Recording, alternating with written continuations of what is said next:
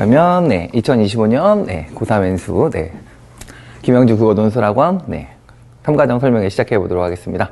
네, 저는, 네, 좀 이따 나오겠지만, 네, 고3 팀장을 맡고 있는 이사람 강사고요. 연휴 기간에 원래 이렇게 설명회를 진행하면 안 되는데, 네, 제가 한번 해봤는데, 네, 역시나, 네, 온라인에 다 계시네요. 네, 어찌됐건, 네, 시작해 보도록 하겠습니다. 네. 그래서, 네, 일단은, 네. 원장님이시고요. 원장님은 이제 현재 이제 고3 N수 수업에 이제 직접 들어오시진 않고요. 네, 이제 뭐 교재, 이제 수업 방향 이런 거 설정하시는데, 이제 가끔씩 이제 특강의 형태로 이제 수업을, 네, 들으실 수 있으실 거예요. 네, 그렇게 말씀드리면 될 것 같고, 네, 이건 전데, 네, 이렇게 뭐 비교해 보시면 될 것 같고요. 그래서 이제 뭐, 제 개인적인 소개를 드리자면, 네, 저는 뭐 그냥, 네, 국어 선생님 치고는 좀 이력이 좀, 네, 많다. 네, 그래서 뭐, 이과 전공생이기도 하고, 네, 그 다음에 뭐, 현재 뭐 비문학 시스템에 좀 맞죠. 네, 그래서 이제, 네, 이과, 네, 컴퓨터 공학 전공이기도 하고, 네, 철학 전공이기도 하거든요. 물론 이제 국어 국문학도 당연히 전공을 했고, 네, 그래서, 네, 저희 학원에서 이제 제가, 네, 고3 N수생 수업을 맡고 있습니다. 네.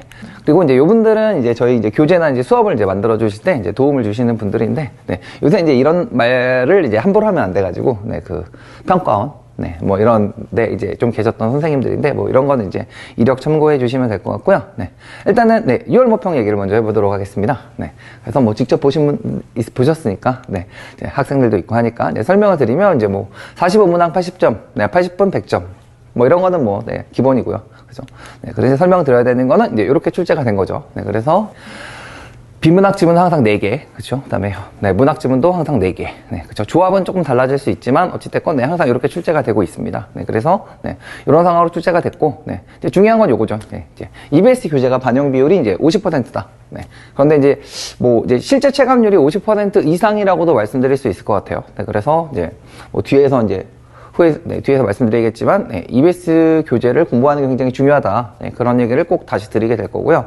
어찌됐건, 네, 요거 내용을 좀 확인해 보셨으면 좋겠고, 이제 특히 이제 학생들은, 네, 요거를 좀 비교를 해 보셔야 돼요. 그래서 이제 모의고사 지문하고, 그 다음에, 네, 수능 특강에 들어있는 지문하고 비교해 보면서 이제 어떤 식으로 연계가 되고 있는가, 네, 이거를 좀 체크를 하셔야 이제 어떤 식으로 이제 또 공부를 할지를 정할 수 있겠죠. 네, 특히 이번, 네, 융봉 같은 경우에는, 네, 쉽기도 했지만, 네, 체감률이 굉장히 높았거든요. 특히 이제 독서 세계 같은 경우에 이제 뭐 뒤에서 네, 계속 설명드리겠지만 네, 뭐 수능 특강에 들어있는 내용의 요약에 가까울 정도의 내용들이 많이 들어있어요. 그 플로이드의 정보 철학 지문 같은 거는 네, 그래서 네, 수능 특강을 알고 있었던 사람들 훨씬 더 시간이 네, 빠르게 시간을 네, 굉장히 적게 소모해서 이제 시험 문제 좀 빠르게 푸실 수 있었을 거다 이제 설명을 드릴 거고요. 네, 그래서 이제 얘기를 해보도록 하죠. 네.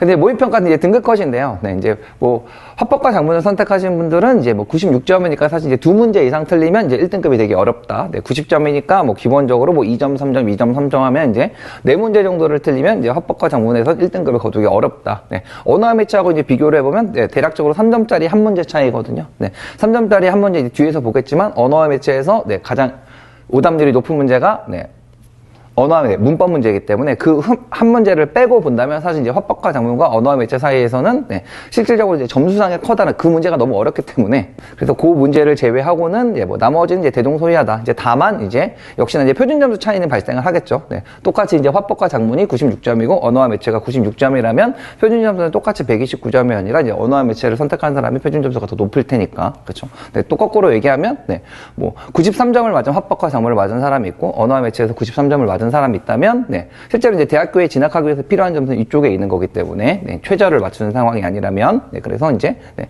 점수 차이가 나니까 네, 언어와 매체와 이제 화법과 작문은 결국 한 문제 차이다. 네, 뭐 그래서 뭐 화법과 작문 같은 경우에는 사실 이제 화법과 작문에서 이제 점수에 손실이 없어야지만 네, 언어와 매체와 이제 비슷한 맥락으로 이제 점수를 딱 가져가실 수가 있겠죠.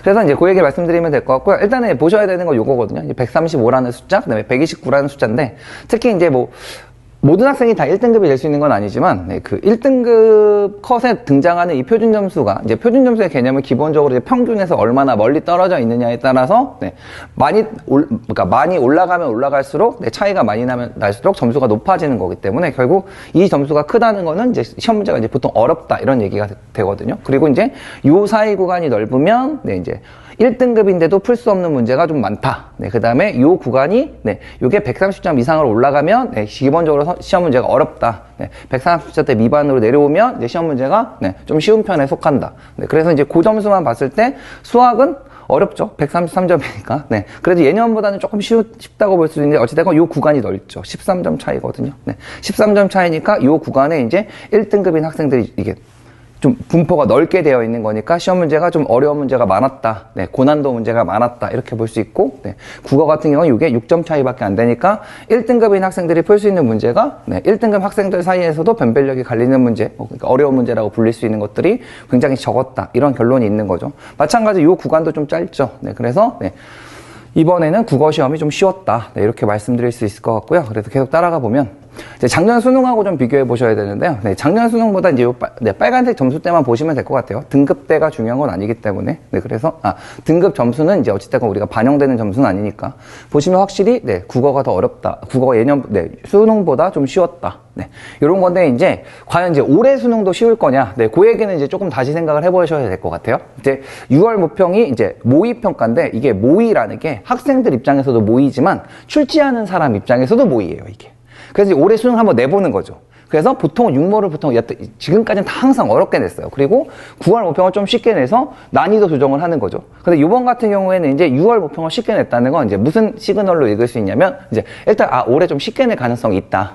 그러니까 쉽게 내려고 해봤는데 좀 많이 쉬워진 거죠. 그러니까 이제 9모에서는 이걸 좀 조정할 거예요. 근데 이제 이게 수험생이 이제 30에서 40만 명 이상의 40만 명 정도를 이제 대상으로 출제를 하는 시험이다 보니까 이제 출제자의 의도와 학생들의 반응이 다른 경우가 많습니다. 그래서 이제 이쪽에서는 되게 조금만씩 어렵게 내려고 했는데 갑자기 난이도가 팍 올라가는 경우도 있고, 그죠? 40만 명의 반응을 다 확인할 수가 없으니까. 네, 그래서 네, 아직은 잘 모르겠지만 어찌됐건 네, 시그널 상으로는 올해도 수능이 좀 쉽다. 네, 요거랑 좀 비슷하게 낼 수 있다. 하지만 네, 쉽다고 예상하다가 네, 어려운 시험이 나와서 당황하는 것보다는 거꾸로 네, 어려운 시험을 준비하고 있다가 네, 쉬운 시험을 보는 게 좀 더 낫겠죠. 네, 그래서 이제 이렇게 말씀드리면 될 것 같고요. 그래서 이제 작년 수능보다 네, 좀 쉽다. 네. 사실 이 정도면 좀 많이 쉬운 거거든요. 네, 요 차이는 크게 나지 않는데 네, 문제 자체가 그래서 왜냐면 이걸 가지고 설명 한번 드려보겠습니다. 네, 합법과 전문을 선택한 사람들 위주로 보면 이게 이제 정답률 1등부터 10등까지 모아놓은 거거든요. 다 한 번씩 다 보셔야 돼요. 보셔야 되는데 자, 일단 보시면 이제 오답률 틀리는 사람이 몇 명이냐, 이게 10명 중에 7명이 틀리는 문제죠. 10명 중에서 6명 반. 네, 사실 요 정도가 어려운 문제예요. 네, 그리고 이제 요 밑에 노란색으로 제가 이제 보통은 55% 미만은 제가 표시를 안 하는데 표시를 해놓은 이유가 뭐냐면 여기서부터 요 밑에 있는 그 밑에 있는 문제들은 다 뭐냐면 둘 중에 한 명이 맞추는 문제입니다. 네, 둘 중에 한 명 이상이 맞출 수 있는 문제들이 거의 대부분이죠. 네, 그 얘기는 무슨 얘기냐면 시험 문제가 쉬웠다는 얘기입니다. 그래서 아까도 말씀드렸지만 1등급 구간에서 판별이 나는 문제는 실제로 이거 2개다. 네, 그럼 이거 2개를 제외하고 만약에 여기까지 제외한다고 하면 2점, 3점, 2점, 3점이니까 이게 10점이거든요. 그러면 아까 합법과 장문으로 가서 보시면 그쵸, 10점. 그럼 이게 2등급이거든요. 네. 그러니까 2등급 내가 평소에 2등급 이상의 실력을 가지고 있는 사람이라면 적어도 여기까지 다 맞췄어야 돼요. 네. 사실 여기까지도 충분히 맞출 수 있는 문제라고 얘기하는 거거든요. 그리고 이제 또 보셔야 되는 게 요 선지별 선택 비율을 좀 보시면 좀 좋습니다. 요 3번 문제나 4번 문제 같은 거 보면요. 정답은 2번인데요. 나머지 선지의 선택 비율을 보면 선지 선택 비율이 그렇게 높지 않거든요. 이건 뭐냐면 답이 잘 보인다는 거예요. 네, 그러니까 이런 류의 문제를 틀린다는 건 뭐냐면 실수로 했다거나 아니면 문제를 파악한 능력이 좀 떨어진다거나 이렇게 말씀드릴 수가 있고요. 이런 문제를 잘 보시면 다 비슷비슷하죠. 이게 물론 조금 도드라지긴 하지만 얘가 또 20%, 20%, 20% 특히 요네 둘끼리는 거의 차이가 별로 없죠. 이런 문제가 이제 매력적인 오답을 들고 있는. 그러니까 사실 이런 문제가 사실 어려운 문제거든요. 여기도 마찬가지. 그래서 이런 문제를 좀 보시는 게 좋겠다. 그리고 이제 중요한 건 여기입니다. 독서가 1등부터 5등까지입니다. 그리고 문학 문제가 4개 있고요. 작년하고 달라진 건 뭐냐면 문학이 작년보다 쉽습니다.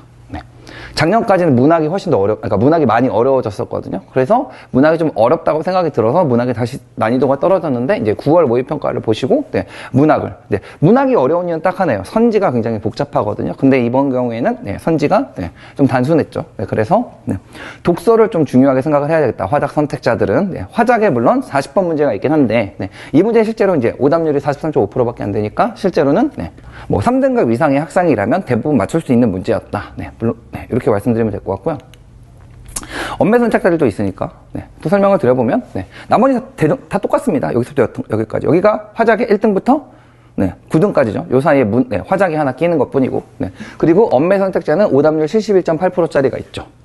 그래서 이제 엄매 선택자 위주로 좀 말씀을 드려보면, 네. 이 문제가 어려운 이유는 단 하나예요. 뭐냐면, 한 번에 너무 여러 가지를 물어봤어요. 네. 세 문제가 한 문제가 되어 있거든요. 네. 그런데 이거는, 네. 개별적으로 따지면 쉬운 문제입니다. 그래서, 네. 문법 선택자들한테 꼭 말씀드리고 싶은 거는, 네. 기본 개념을 잘 숙지를 하셔야 돼요. 네. 이거는 기본 개념 3개를 확인하는 문제거든요. 근데 보통 내신 때나, 네. 모의고사, 네. 지금까지 봤던 모의고사에서는, 네. 기본 개념을 1개, 2개, 이렇게 확인하는 문제들이 대부분이었는데, 이거는 3개 이상을 확인해서, 네.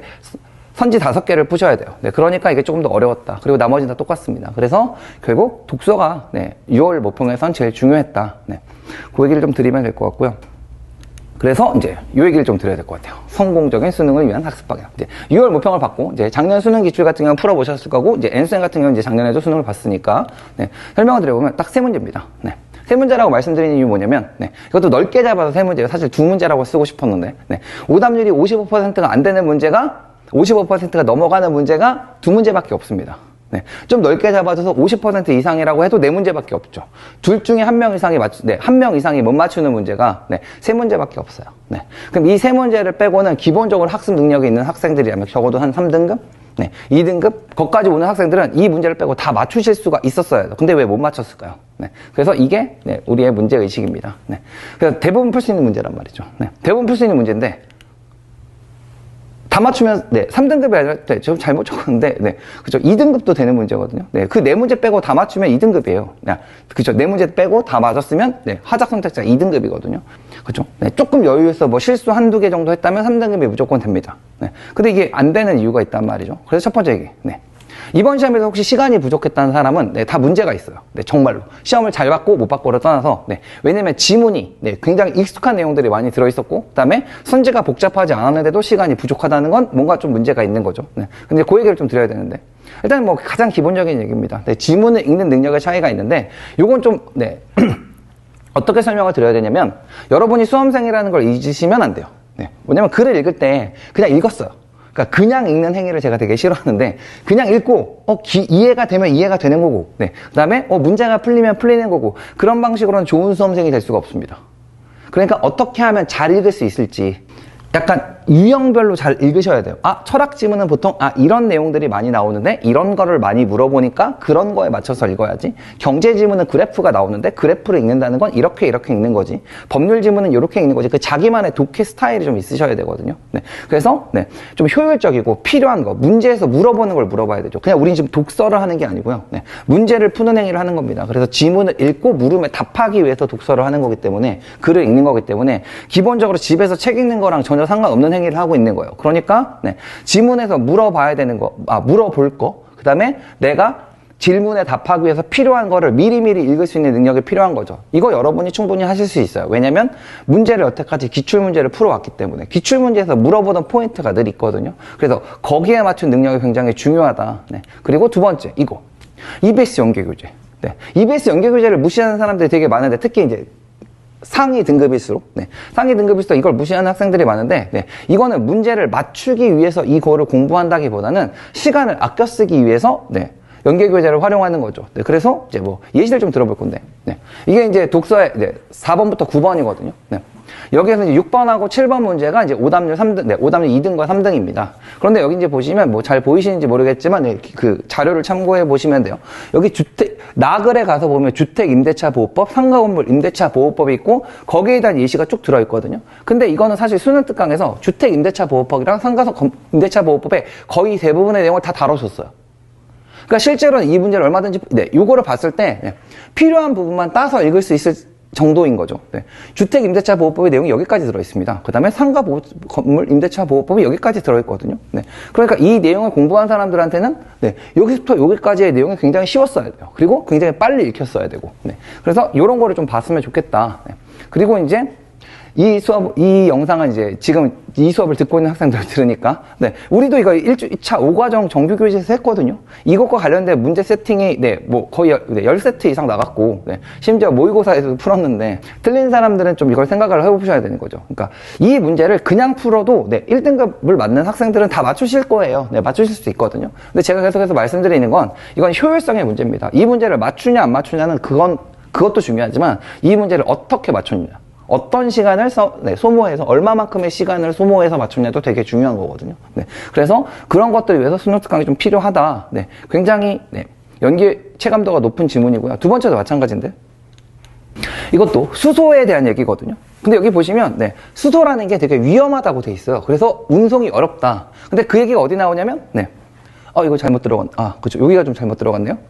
요거는 나중에 수특에 확인해 보세요. 요 자리가 하나 잘못 들어갔네요. 그리고 그 다음, 수소 연료전지에 대한 얘기가, 수능 특강에 나온 얘기 전부거든요. 근데 여기에 대한 얘기가, 요거를 추격하면 요 내용이 됩니다.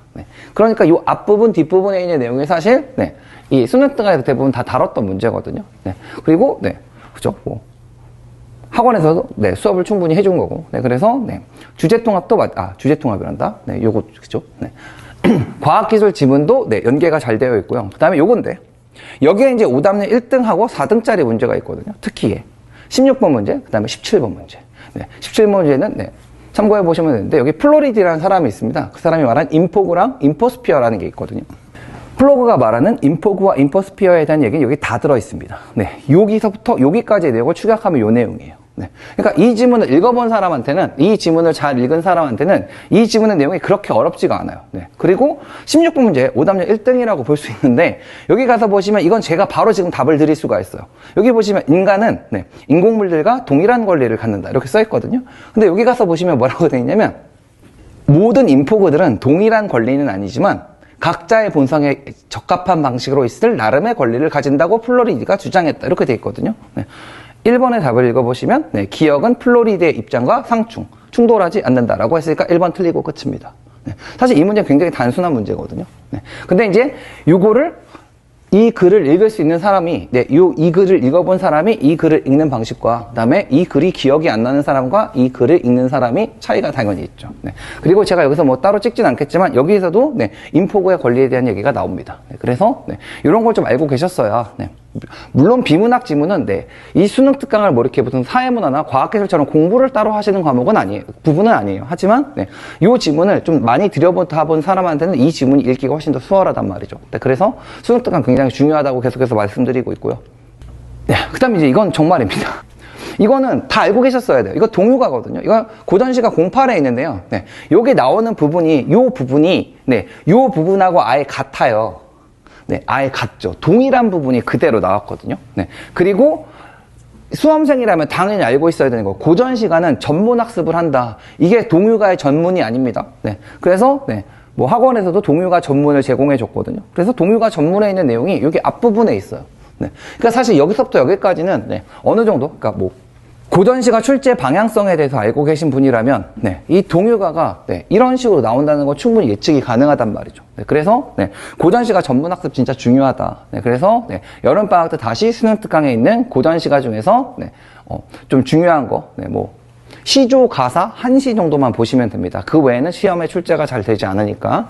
그래서 이런 걸 좀 공부하셔가지고 만약에 이걸 알고 있었으면 사실 문학은 체감률이 굉장히 높기 때문에 이 전문을 미리 다 공부를 하셨어야 돼요. 그래서 그냥 보자마자 이 시험을 본다고 하면 여기서부터 여기까지 동요가네? 이건 수특에 있는 거고 이건 내가 수특 볼 때 같이 본 부분이네? 그냥 이렇게 하고 넘어갔어야 돼요. 그리고 오히려 이태준의 해촌일지라고 하는 수필에 좀 더 공을 많이 들이셨어야 돼요. 물론 이 수필은 굉장히 쉽습니다. 하지만 최근 출제 경향에 따르면 수필이 훨씬 어렵죠. 그러니까 이런 맥락이 없이, 그러니까 그런 어떤 출제 방향에 대한 생각이 없이 그냥 시험 문제를 푸는 사람들은 솔직히 말하면 수험생으로서의 자격이 좀 부족한 거예요. 그쵸. 그냥 읽고, 풀고. 이거는 중학교 1학년도 할 수 있는 겁니다. 고등학교 3학년이나 N수생이라면, 당연히, 시험의 출제 방향에 맞게 이 작품을 읽어 나가야 되는 거죠. 그래서 이게 만약에 현장이었다고 한다면, 괜찮네? 동요가 됐고, 그 다음에 이거 꼼꼼하게 읽고, 이 문제를 푸는 게 맞는 거죠. 그러면 당연히 또 시간이, 어느 정도 세이브가 됩니다. 또 넘어가서 보면, 이것도 마찬가지거든요. 김진옥전이라는 작품인데, 이것도 출제 경향을 알고 있는 사람들한테는 여기가 중요해요. 왜냐면 여기 나오는 이야기, 앞부분과 뒷부분의 이야기가 여기 들어있거든요. 그러니까 이것도 이 소설을 배울 때 이 소설의 줄거리를 어느 정도 본 적이 있고, 그 다음에 이것과 관련된 문제를 어느 정도 풀어봤다고 한다면 이 부분의 내용이 그다지 어려운 내용이 아니어야 하는 거죠. 그래서 당연히 빠른 속도로, 그리고 고전 시간에서 이거 문제 분석은 제가 뭐 수업 시간에 따로 하겠지만, 문제가 나오는 스타일이 항상 지정되어 있는데, 네, 고전소설이 어렵다라고 하는 거는, 네, 또 역시 마찬가지입니다. 네, 필요한 걸 읽지 않고 그냥 다 읽기 때문에 문제가 생기는 거죠.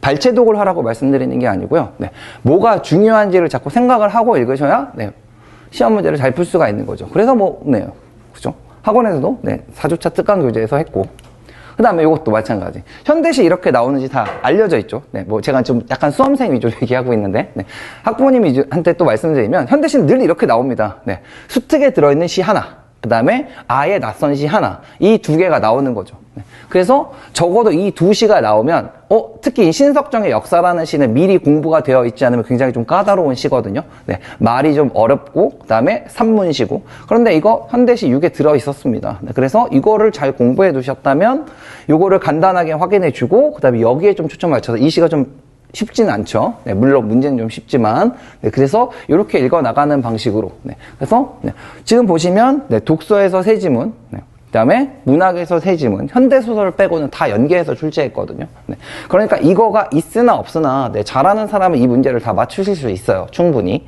하지만, 네, 특히 이제 성적이 2, 3등급 네, 밑으로 떨어져 있거나, 네, 아니면, 네, 좀 더 시간의 효율성, 네, 좀 더 나은 점수를 원하는 사람들이라고 한다면, 네, 수능 특강에 대한 공부가 반드시 필요하다. 네, 이거를 말씀드리기 위해서 조금 시간을 길게 잡아봤고요. 그리고 다음 얘기인데, 네, EBS도 물론 중요하죠. 이런 식으로 출제가 되니까. 근데 이제 실제로 이제 문제에 갔을 때, 네, 이런 문제들을 뭘 물어보는지를 다 확인을 해 두셔야 돼요. 네, 여기서 물어보는 문제, 이건 형식상의 특징이라고 불리는 문제고요. 그렇죠? 이것도 사실은 형식상의 특징 문제고 뒤에 건 해석에 붙어 있습니다. 이것도 마찬가지고. 그러니까 문제 유형에 대한 생각이 있어야지 문제를 잘 풀 수 있단 말이죠. 그래서 네, 문제나 선지나 보기 자체도, 네, 독해의 대상이라고 꼭 생각을 하셔야 돼요.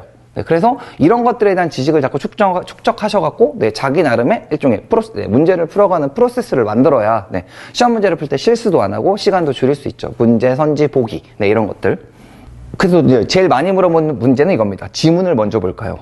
문제를 먼저 볼까요? 네, 답은 이미 정해져 있습니다. 다음 글을 읽고 물음에 답하라고 되어 있거든요. 네, 그래서 네, 문제를 독해의 대상으로 삼으시고 문제에서 물어보고 싶은 게 뭔지를 확인해 주시고 선지 보기 마찬가지입니다. 네, 그래서 네, 또 계속 진행을 해보죠. 네, 그래서 핵심은 이거죠. 수능이 쉽게 나온다고 하면 결국 이렇게 푸셔야 돼요. 쉬운 문제인데 정확하고 빠르게 실수 없이, 네, 실수 없이 풀어야죠. 그렇죠? 네, 누구나 다 풀 수 있는 문제는 내가 실수해서 틀린다고 하면 당연히, 네, 점수의 손실이 큰 거고요. 그렇죠? 그 다음에 시간 내에 푸셔야 돼요. 네, 빠르게 풀 수 있으면 더 좋죠. 네, 그리고 이제 모의고사 같은 경우는 80분이라고 되어 있지만 실제로는 75분 내 정도를 목표 시간으로 잡는 게 더 안전할 거예요. 그렇죠? 네, 문제를 풀다 보면 어떤 일이 일어날지 모르니까. 네, 그래서 이렇게 목표를 드리면 되고. 그러면 뭐가 필요할까요? 네, 일단 EBS 연계 교재는 당연히 공부를 열심히 하셔야 됩니다. 반복적으로 학습을 하셔야 되고요. 그렇죠?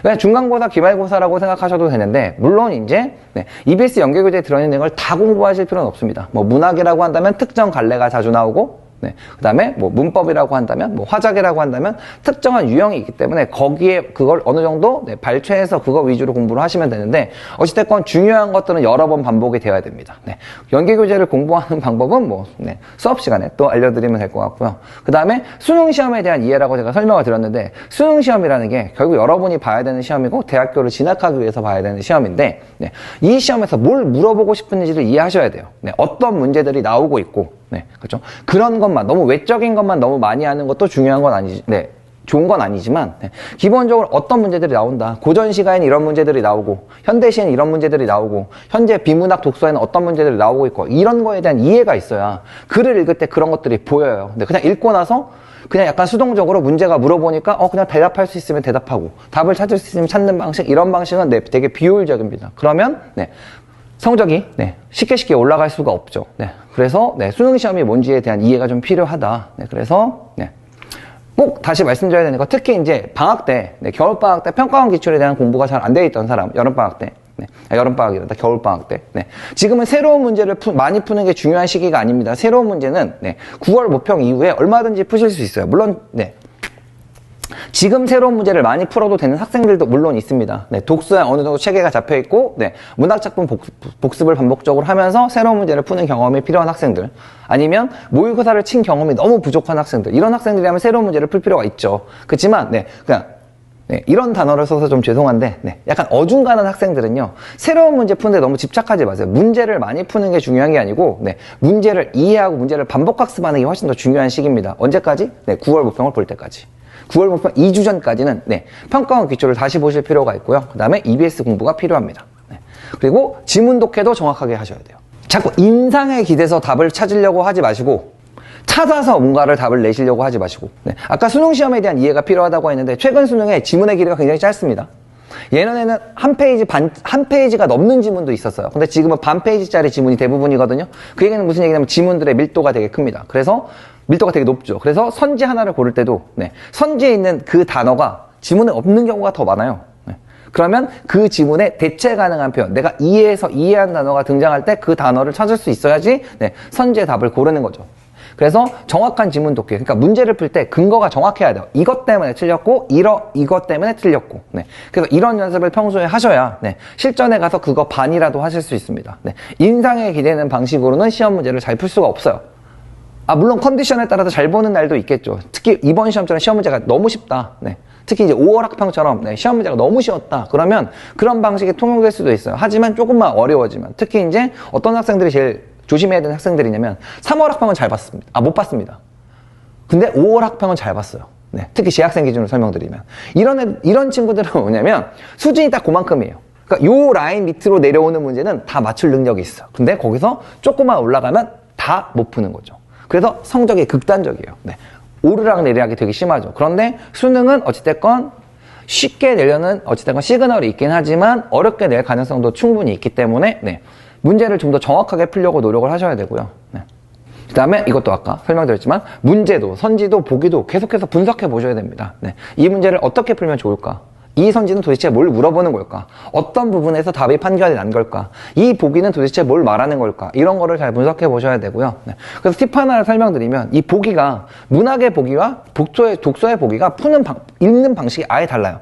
독서의 보기는 윗글을 바탕으로 보기를 이해하라고 하거든요. 근데 문학의 보기는 보기를 바탕으로 윗글을 이해하라고 해요. 서로 다른 방향성을 갖고 있는 거죠. 그래서 독서는 지문에서 읽은 내용을 보기에 적용하라고 요구를 하는데 문학에서 말하는 보기는 보기에서 읽은 내용을 지문에 적용하라고 얘기해요. 그러니까 이런 거에 대한 이해가 없으면 문제를 풀 때 당연히 비효율적이겠죠. 그래서 뭐 이런 것들은 또 수업 시간에. 자, 그래서 이제 말씀을 드리면 일단 수능 출제 원리라고 제가 이제 뭐 거창하게 써놓긴 했지만 그냥 간단하게 말씀드리면 뭐가 나오나, 뭘 물어보고 있는가 이런 거를 그쵸? 공부를 잘하든 못하든 상관없습니다. 스스로 자꾸 해보려고 노력을 해야 돼요. 물론 수업 시간에 오면 다 가르쳐 주겠죠. 하지만 자기가 생각해서 납득하는 거랑 그 다음에 그냥 피상적으로 듣는 거는 전혀 다른 얘기예요. 그래서 스스로 자꾸 생각을 해보시려고 노력을 하셔야 되고, 그 다음에 필수 개념이라고 되어 있는데 특히 문학의 필수 개념이 굉장히 많습니다. 특히 형식상의 특징을 물어보는 문제, 선경 후정, 서술자의 개입, 특정 인물의 시각, 뭐 이런 것들에 대한 정확한 명쾌한 기준이 없으면 이런 문제를 풀 때 이제 어려움을 겪는 거죠. 특히 이제 문학이 애매하다고 생각하는 사람들의 가장 큰 특징 중에 하나는 두 개거든요. 일단 개념어에 대한 이해가 없어요. 일상생활에서 갈등이라고 불리는 개념과 문학에서 말하는 갈등이 좀 다르거든요. 문학에서 말하는 갈등은 넌 짬뽕 먹고 넌 짜장면 먹으면 둘이 갈등 관계예요. 서로 지향하는 바가 다른 걸 갈등이라고 부르기 때문에. 근데 일상생활에서 넌 짬뽕 먹고 난 짜장면 먹으면 그냥 취향을 존중하는 거죠. 이건 그냥 평화로운 상황이에요. 근데 이거를 갈등이라고 그렇게 이해하면 문학 이상한데? 이렇게 된단 말이죠. 그죠? 그러니까 이런 거에 대한 개념이 필요하고요. 그 다음에 문학이 애매한 사람들은 보기를 잘 안 봐요. 보기에 맞춰서 감상하라고 했는데 보기랑 틀리게 감상하면 당연히 틀렸어야 되는데 내 머릿속에서만 생각하는 거죠. 그래서 그런 것들이 좀 필요하고, 그 다음에 아까 말씀드렸지만 왜가 중요합니다. 왜? 정확한 것도 있지만 왜가 중요해요. 왜 틀렸다. 왜 틀렸는가. 그리고 여기서 제일 중요한 작업 중에 하나는 선지를 보고 나중에 해설지를 보고 거꾸로 이해하는 거는요, 본인이 이해한 게 아니에요. 왜냐면 남이 말해줬거든요. 힌트를 다 줬어요. 그리고 읽어보니까 그랬구나. 내가 이걸 놓쳤구나. 이건 다음에 풀 수 있겠다. 전혀 풀 수 있지 않습니다. 그래서 스스로 자꾸 답을 내려는 노력이 필요하다. 이렇게 설명드리고, 그렇죠. 너무 교과서적인 얘기를 많이 하고 있지만, 그렇죠. 그래서 출제 경향을 좀 봐라. 특히 최근 5년 평가원 기준을 다 보셔야 됩니다. 그렇죠. 특히 이제 N수생들 같은 경우에는 이제 N회독이라고 부르는 행위를 많이 하는데 재학생들은 사실 이걸 할 시간이 많이 없죠. 그런데 적어도 기출문제 평가원 기출을 6, 9 수능이잖아요. 그러면 1년에 3개고요. 5년치라고 하면 15개거든요. 이 15개는요. 기본적으로 3번은 보셔야 돼요. 네. 처음에는 당연히 문제로서 풀어보는 거고 두 번째나 세 번째 한 3번 정도 풀면 나중에 답이 기억이 나거든요. 그럼에도 불구하고 N회독을 하는 이유는 뭐냐면 이런 걸 보려고. 내가 이 답을 알아요. 근데 이 답이 되는 과정을 볼 수 있는 거죠. 그러면. 네. 그래서 그 과정을 보면서 다음에도 이런 류의 문제가 나오면 이런 식으로 읽고 이런 식으로 풀어야겠다. 이런 걸 하는 게 기출 분석이라고 불리는 행위거든요. 네. 그래서 선생님이 해설해주는 기출을 따라가는 게 그게 기출 분석이 아니고 선생님이 하는 거를 보고 그다음에 스스로 이 분석이 가능해야지만 출제 경영에 대한 이해가 끝납니다. 그래서 이제 이런 거를 좀 시간이 좀 물론 없겠지만 사실 이건 겨울방학 때 대부분 했어야 되는 거지만 지금이라도 늦지 않았습니다. 그래서 여름방학 때는 반드시 이런 것도 좀 필요하다 말씀드리면 될 것 같고 그다음에 EBS 교재는 당연히 중요하죠. 특히 이제 조금이라도 내 실력에 비해서 좀 더 나은 점수를 얻고 싶다라고 생각하는 사람들은 EBS 교재에 목 매셔야 돼요. EBS 교재에 목 매는 게 맞습니다. 왜냐면 지문을 조금이라도 특히 시간이 부족한 사람들은 그죠? 갑자기 내가 독해력이 팍 하고 올라가는 케이스는 많이 없어요. 그러면 내가 알고 있는 지문을 많이 만들어야 되죠. 내가 읽기 쉬운 지문을 많이 만들어야 되고 내가 읽지 않아도 되는 지문을 많이 만들면 물리적으로 시간이 그냥 줍니다. 그러니까 그럴수록 EBS 교재를 더 많이 보시려고 노력하셔야 돼요.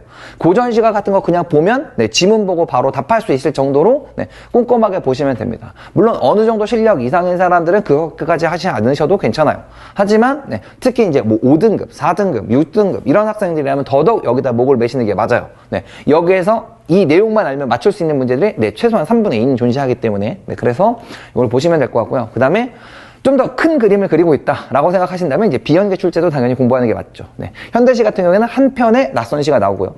고전시가 같은 경우에도 동요가만 나오긴 했지만 고전시가도 보통 2개씩 나오는 케이스가 많고 그 다음에 현대소설 같은 경우는 비연계로 출제하는 경우가 더 많았고 그러니까 그런 것들이 나왔을 때 내가 모르는 작품이 나왔을 때 어떻게 읽을 수 있겠는가 이런 것도 당연히 연습이 좀 필요합니다. 그래서 이런 것들 그리고 이제 이런 거 본인이 뭘 맡았는지 좀 아셔야 돼요.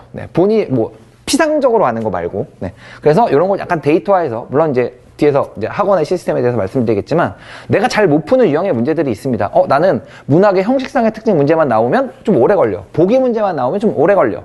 뭐 취약 영역이라고 한다면 나는 경제 지문이 진짜 쥐약이야. 뭐 아니면 뭐 나는 철학 지문 정말 무슨 말인지 하나도 모르겠어. 그러니까 그런 사람들은요. 그런 애들을 몰아서 좀 풀어봐야 돼요. 그러니까 이게 모의고사만 푸는 게 중요하다고 말씀드리는 게 아니라 그냥 이런 거죠. 철학 이렇게 푸는 거죠. 풀어나가면 처음엔 이해가 안 되지만 나중에 그게 보여요. 뭐냐면 비슷한 걸 물어보고 있다. 비슷한 흐름으로 흘러간다. 법률 지문이라면 물어보는 게 꼭 정해져 있거든요.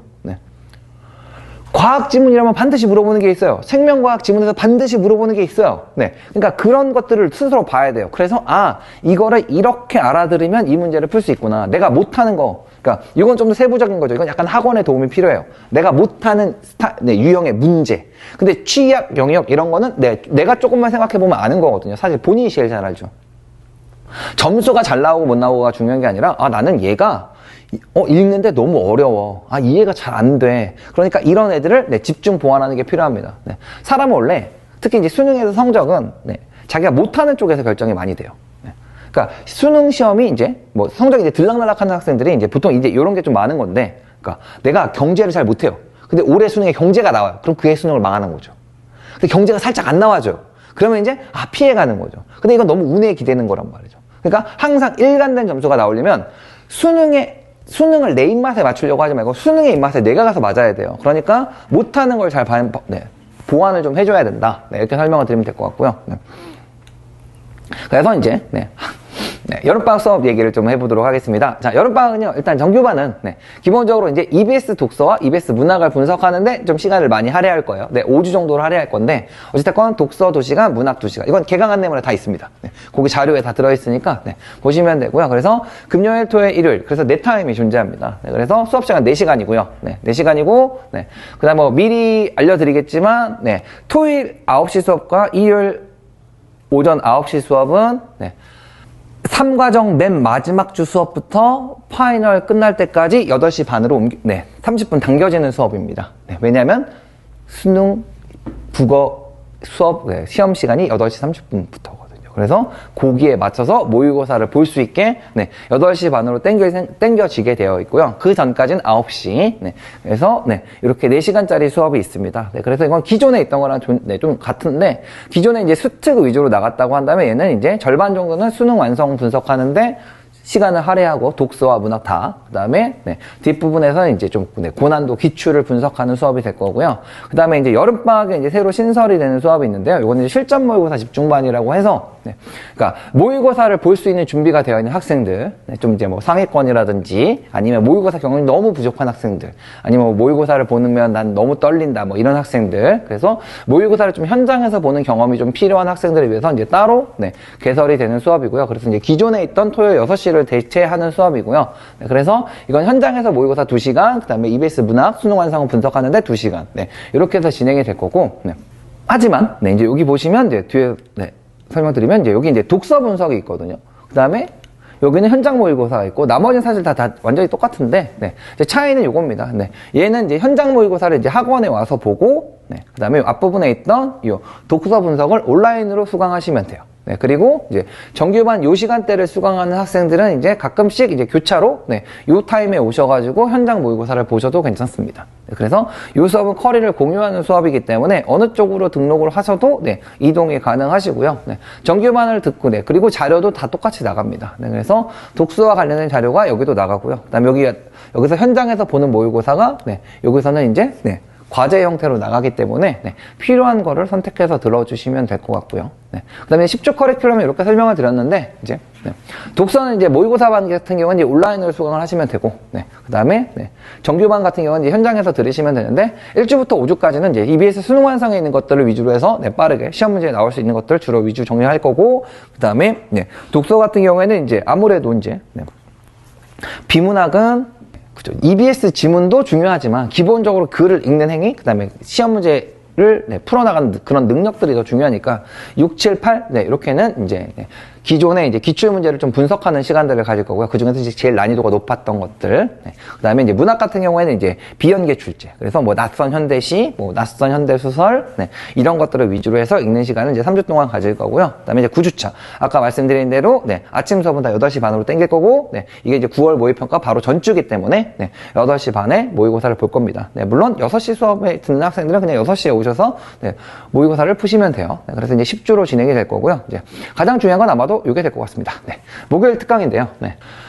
저희가 이제 국어 종합학원이다 보니까, 국어 전문학원이다 보니까 이제 국어 한 과목에 대해서 이제 저희가 필요한 걸 다 제공하겠다는 이제 컨셉을 들고 있기 때문에, 그래서 이제 이렇게 설명드리면 될 것 같아요. 자, 학생들이 이제 수특, 제가 이제 공부를 열심히 하라고 매번 얘기하지만, 현재 지금 이 수업을 듣고 있는 학생들도, 수특이 아직도 부족해요. 특히 이제 연계 체감률이 제일 높은 운문문학. 그래서 이제 요거 같은 경우는 이제 6주간을 투자를 해서, 수특을 다시 정리합니다. 그래서 EBS 고전시가 수특에 있는 것 뿐만 아니라 그냥 전문을 다 정리를 다시 할 거고요. 물론 시험에 나올 확률이 높은 거 위주로 정리해 나갈 겁니다. 수특에는 이제 필요 없는 것들도 사실 있고, 그 다음에 출제확률이 좀 현저히 떨어지는 것들도 있기 때문에, 그리고 이제 현대시도 이제 좀 중요한 시. 그래서 중요한 시를 따로 잡아가지고 이제 6주 동안, 고전시가 4주, 그 다음에 현대시 6주. 그리고 시간은 다 저녁으로 배치했으니까, 재학생들도 충분히 올 수 있는 시간이죠. 그래서, 수특을 다시 정리한다. 물론 이제 제가 뭐 3문 문학도 다 정리해주면 참 좋겠지만, 3문 문학 이런 거는 이제 나중에 파이널 때 이제 모의고사를 통해서, 모의고사에 등장하는 작품들을 이제 따로따로 또 이제 다시 정리를 할 거고, 일단 제일 시급한 건 운문 문학이니까, 그래서 고전시가, 그 다음에 현대시, 이거 총 정리하는 특강이 준비되어 있습니다. 6주 동안 진행할 거고요. 교재비를 제외하면 모두 다 무료니까 그냥 필수로 다 들으셨으면 좋겠어요. 그 다음에 이제 선택과목 특강인데요. 이거를 또 해야 되는지 잘 모르겠지만, 원매 선택자를 위해서 핵심 문법 총정리, 다시 합니다. 근데 대신에 이제 그 개강한 내용 참고해보시면 아시겠지만, 이제 꿀팁 특강이라고 되어 있거든요. 조금 더 실전에 써먹을 수 있는 내용 위주로. 그쵸. 지금 와서 문법을 다시 다 설명하는 건 사실 이제 4주로 좀 충분하지가 않고, 겨울방학 때는 사실 이제 문법 특강을 거의 8주 정도 했기 때문에, 그거를 이제 50% 엑기스를 만든 거기 때문에 조금 더 실전에 써먹을 수 있는 내용 위주로, 그래서 4주 동안 정리를 할 거고요. 그 다음에 이제 화작 특강을 하는데, 화작 특강 겨울방학 때 2주였거든요. 근데 요번에는 시간을 조금 늘려서 이제 하루만 할 건데, 사실 이제 화작 선택자는 이걸 다 들으셨으면 좋겠어요. 아까도 얘기했지만 화작을 그냥 풀어도 풀립니다. 하지만, 그냥 푸는 건 수험생이 아니죠. 어떻게 하면 빨리, 정확히, 실수 없이 풀 수 있는가 대해서 나름의 노하우를 많이 말씀을 드릴 거고요. 그래서 뭐 요게 무슨 말인지 못 알아듣는 학생들은 이미 자격 조건이 없어요. 네. 합법과 장문은 세 가지 지문이 나오죠. 합법만 나오는 세트, 맨 뒤에 장문만 나오는 세트, 합법과 장문이 함께 나오는 세트가 따로 있어요. 네. 그리고 장문의 맨 마지막에 자료 활용 문제라든지, 네. 합법에 나오는 청중의 반응, 그 다음에 합법과 장문에 나오는 고쳐쓰기 수정 전략, 이런 문제들이 무슨 말인지 못 알아듣고 있으면 이거를 들으셔야 돼요. 그래서 요거를 꼭 들으셨으면 좋겠습니다. 네, 특히 화작 선택자들은 이걸 꼭 들으실 수 있을 거고요. 물론 온라인도 수강 가능하시고, 그 다음에 화작 특강은 7월 10일 제일 빨리 시작합니다. 2주차에 바로 시작할 거고요. 그래서 여기서 아이디어를 얻어서 그 다음에 9주 동안, 8주 동안 열심히 연습을 하셔서 구모에 가서는 이제 화작을 필 때 그냥 뭐 당연히 맞추는 것뿐만 아니라 실수 없이 좀 더 빠르고 효율적으로 문제를 풀 수 있으시면 좋겠습니다. 그래서 설명을 드리면 될 것 같고요. 자, 뭐 특징이라고 되어 있는데, 뭐 이렇게 되어 있습니다. 그래서 이제 각 단계별로 이제 뭔가 준비되어 있는 것들이 있는데, 일단 커리큘럼이고요. 그렇죠? 사실 커리큘럼 이제 1년치 커리큘럼이 다 있었는데 이제 진행이 돼서 이제 3과정과 파이널만 남아 있습니다. 그래서 이제 사실 이제 기존의 것들이 잘 진행이 됐다고 한다면, 지금 7월, 8월 달에 해야 되는 건 일단 수능 완성에 대한 정리가 좀 중요하겠죠. 그 다음에 문법은 이제 정말로 마지막으로 한번 정리를 하셔야 되고, 그 다음에 합법과 장문은 사실 특히 뭐 따로 공부를 하실 건 없지만 출제 유형에 대한 이해도가 떨어진다면 요걸 한번 다시 정리를 해주시는 게 맞는 것 같아요. 그래서 이렇게 진행이 돼야 되고 파이널 때는 사실은 이제 뭐 되게 드라마틱한 변화를 일으키는 구간이라기보다는 이제 정리해 나가는 거죠. 실수 없이. 근데 거기서도 조금의 더 실력 향상을 바라볼 수 있는 그래서 이렇게 진행이 될 거고요. 모의고사는 이제 기본적으로 이제 과제로 나가는 고난도 모의고사 따로 나가고, 그다음에 EBS 연계가 되는 모의고사를 따로 또 나눠드릴 거고요. 그 다음에 9월 모평을 대비한 모의고사는 현장에서 한 번, 과제로 한 번. 그래서 상상 모의고사 2회분이 되어 있고, 그 다음에 여기 뭐 오답 노트는 뒤에서 한번 설명드려 보겠습니다. 그래서 그리고 맨 마지막은 이런 식으로. 그래서 사실 이제 지금 요거를 하고 계셔야 돼요. 근데 이제 개강 안내문에 보시면 우리가 전체 커리큘럼이 있거든요. 그래서 이 전체 커리큘럼을 보시면서 내가 해당하는 주에 해당하는 기간에 우리 학원을 꼭 안 다녔다고 하더라도 지금 만들어져 있는 이 커리큘럼은 그러니까 전체적인 그냥 1년 스케줄이니까 모든 뭐 재학생이든 N수생이든 같이 이제 공통적으로 동의하는 것들을 이제 저희가 커리큘럼으로 만든 거기 때문에 지금까지의 경험이 이제 축적되는 거죠. 수험생들의 경험이. 이 시기에는 이걸 하고 계시는 게 맞아요. 그럼 이 시기에 이걸 하기 전에 앞에서 놓친 게 있다면 사실 이 안에 뭔가 다 얹어주셔야 됩니다. 왜냐면 여기까지 와서도 그런 걸 하고 있으면 너무 늦다는 거죠. 그래서 7월, 8월, 뭐 아직 이제 6월이니까 6월, 7월, 8월입니다. 그래서 3개월 동안의 시간이 성적의 향상을 기대할 수 있는 거의 뭐 마지막 기회가 아닐까. 물론 파이널 때도 열심히 하면 성적이 오르겠죠. 하지만 제일 중요한 구간 여기 있다. 그래서 말씀을 드리면 될 것 같고, 이제 막 파이널로 간다고 하면 다 총정리입니다. 거의 총정리에 가깝죠. 그리고 이제 출제 예상 문제 위주로 이제 9월 모의평가까지 봤으니까 이제 어느 정도 이제 수능에 대한 이제 윤곽이 잡히거든요. 그러면 이제 거기에 맞춰서 공부를 하는 거고. 그 다음에 뭐 모의고사는 충분히 많이 나가니까 이때 엄청 많이 푸실 수 있어요. 고난도 모의고사도 나가고요. 파이널 모의고사도 따로 나가고요. 상상 모의고사 10회분 저희가 따로 쓰거든요. 그리고 이제 실전 모의고사 이거 EBS 연계된 모의고사 이것도 따로 자료를 준비해서 작년에도 한 40에서 50회 정도 나갔거든요. 그래서 올해도 물론 이걸 다 푸실 수는 없을 거예요. 모의고사 너무 많기 때문에. 근데 어찌됐건 모의고사는 원하는 만큼 나갑니다. 그러니까 모의고사 연습은 이때 하시면 돼요. 물론 사실 여기도 좀 많은데 지금. 그래서 모의고사 연습보다는 지금 모의고사도 풀되 저 앞부분에 있는 걸 좀 더 중요하게 생각해 주시면 되고, 그 다음에 파이널 때는 이제 9월 모평의 성적 분석도 굉장히 중요합니다. 그래서 이렇게 설명을 드려보죠. 근데 뭐 프로그램인데요. 그래서 이제 매주 한 권의 책이 나갑니다. 매주 한 권의 과제집이 나가고요. 그 주에 공부한 내용을 관련된 내용인데 독서, 문학 다 마찬가지로 독서라면 비슷한 주제나 비슷한 내용 전개를 가지고 있는 지문들이 4일치 과제가 들어가고요. 문학 같은 경우에는 동일한 작품들이 다 들어갑니다. 그리고 그다음에 합법과 장문, 언어와 매체도 매주 수능에 좀 출제 유형이 자주 출제되는 유형 위주로 묶어서 매주 출제 과제집에 들어가 있고요. 그 다음에 매주 모의고사는 따로 나갑니다. 요건 이제 약간 랜덤으로 작성되는 모의고사라서 난이도가 오르락내리락 하기도 하고, 그래서 이제 학생들이 좀 다양한 상황에서 모의고사를 보실 수 있게, 그리고 이제 요걸 통해서 우리가 이제 뒤에서 개인별 오답 노트를 따로 작성합니다. 그래서 여기에 있는 내용들을 보고 이제 자주 틀리는 유형을 이제 따로 묶는 오답 노트가 따로 만들어지고요. 뭐 실시간 다시 보기는 당연히 가능하고, 그러니까 뭐 현장 강의도 보실 수 있고요. 그다음에 때로는 이제 뭐 이렇게 스튜디오 버전의 영상을 보실 수도 있고, 그다음에 개인별 맞춤 관리인데 과정평가라기보다는 이제 구모 대비 평가가 되겠죠. 근데 1대1 상담을 항상 하고 있습니다. 네, 이건 그냥 신청을 받으면 제가 무조건 하거든요. 이건 타임테이블이 정해져 있고, 네, 원하는 시간에 오셔서 상담을 하시면 돼요. 네, 그리고 나머지는 이제 하나씩 설명드려보죠. 네, 그래서 이제 개인별 맞춤관리인데, 네, 네, 뭐 진단평가 뭐 이런 거는 이제 한번 확인해 보시고요. 네, 그 다음에 이제 BOD라는 시스템이 있는데, 요거 아까 보신 그 위클리 모의고사를 풀어서 제출하시면, 거기서 이제 자기가 틀린 문제만 따로 모읍니다. 네, 그래서 이건 개인별로 따로 작성되는 과제집이고요. 네. 그래서 요걸 가지고 이제 뭐, 네. 7월 학평에 대한 뭐, 1주차, 오답 노트, 뭐 이런 식으로 나가기 때문에, 요런 거를, 네, 좀 하시면, 이제 아까 말씀드린 대로 이제 취약한 유형을 좀 대비하는데, 네, 좀 도움이 되겠죠. 그래서 이제 요런 시스템이 있고요. 그 다음에 이제, 요거는 이제 취약 영역 문제집이 따로 있는데, 네, 요거는 이제, 네, 주중에 한번 받으실 수 있을 것 같고, 네. 그다음에 분석 보고서도, 네, 요거는 이제 뭐, 실물보다는 이제 보통 이제, 문자로 보통 나가는 상황인데, 네. 그래서 개인별로 좀, 네. 어떤 거가 취약한지를 좀 보실 수 있을 거예요. 네. 그래서 이런 것들을 통해서 자꾸 이제 본인이 좀 못하는 부분을, 네. 개선해 나가는 그런 시스템을 가지고 있습니다. 그래서 이제, 네. 뭐, 종류별로, 이렇게 아까, 네. 7단계로 보여드렸는데, 네, 그쵸? 네. 그래서 요 구간별로 이제 저희가 필요한 걸 다 준비를 하고 있거든요. 그래서 이제 이렇게 네, 꼼꼼하게 이제 학생들이 필요한 걸 이제 수업 시간에 다 챙겨 가실 수 있도록 네, 준비를 하고 있습니다. 네. 그런데 뭐, 네, 여기는 별로 안 하고 싶긴 한데, 네, 합리적 예측 분석이라고 되어 있는데, 네, 네, 그래도 뭐 안 할 수는 없겠죠. 네, 제가 생각보다 이거 되게 잘 찍어요. 아까 6월 모평 보셨겠지만, 네, 6월 모평에 보시면 이쪽에 이제 시험 문제가 있었고, 이쪽에 이제 수특 내용이 있었고, 그 밑에 이제 저희 교재가 있거든요. 네, 네. 올해 수특에 나온 지문 6개는 수업 시간에 다 했습니다. 그리고 작년 수능 기준으로 설명을 드려도 독서 이론은 비연계였거든요. 네.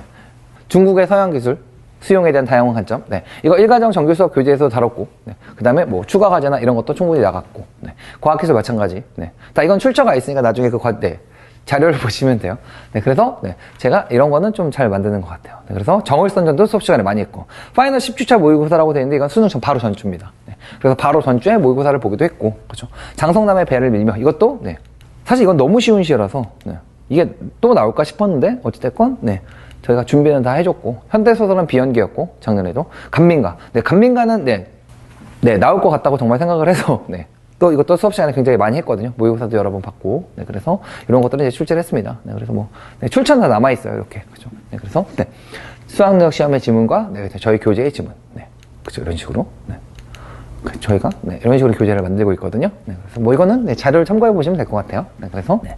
그래서 다 준비를 이렇게 하고 있습니다. 네. 이런 자료들이 남아있습니다. 네. 그래서 이건 됐고요. 네. 이제 수강무기가 좀 남아있는데, 네.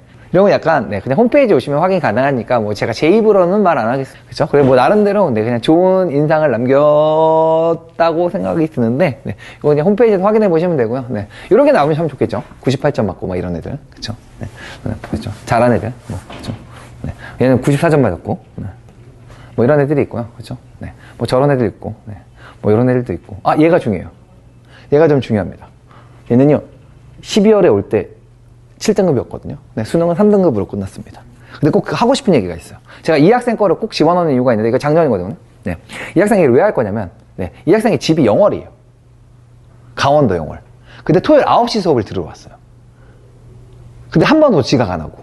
그러니까 5시에 와갖고, 5시에 일어나, 5시에 첫 차를 타고, 동서울 터미널에 와서, 거기서 지하철을 타고 여기로 와서 이 수업이랑 논술을 듣고 다시 집에 갔거든요. 근데 아까 저희가 목요일날 특강한다고 했잖아요. 그 목요일 특강도 한 개도 안 빼놓고 다 왔어요.